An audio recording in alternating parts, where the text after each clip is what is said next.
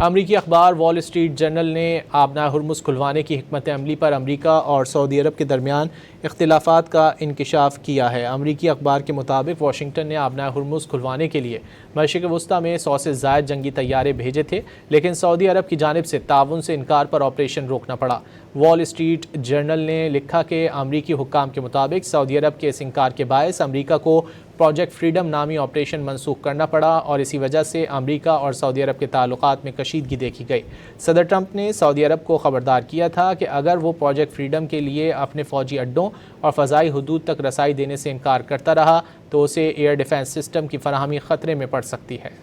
امریکی اخبار وال اسٹریٹ جرنل نے آبنائے ہرمز کھلوانے کی حکمت عملی پر امریکہ اور سعودی عرب کے درمیان اختلافات کا انکشاف کیا ہے۔ امریکی اخبار کے مطابق واشنگٹن نے آبنائے ہرمز کھلوانے کے لیے مشرق وسطیٰ میں 100 سے زائد جنگی طیارے بھیجے تھے، لیکن سعودی عرب کی جانب سے تعاون سے انکار پر آپریشن روکنا پڑا۔ وال اسٹریٹ جرنل نے لکھا کہ امریکی حکام کے مطابق سعودی عرب کے اس انکار کے باعث امریکہ کو پروجیکٹ فریڈم نامی آپریشن منسوخ کرنا پڑا اور اسی وجہ سے امریکہ اور سعودی عرب کے تعلقات میں کشیدگی دیکھی گئی۔ صدر ٹرمپ نے سعودی عرب کو خبردار کیا تھا کہ اگر وہ پروجیکٹ فریڈم کے لیے اپنے فوجی اڈوں اور فضائی حدود تک رسائی دینے سے انکار کرتا رہا تو اسے ایئر ڈیفنس سسٹم کی فراہمی خطرے میں پڑ سکتی ہے۔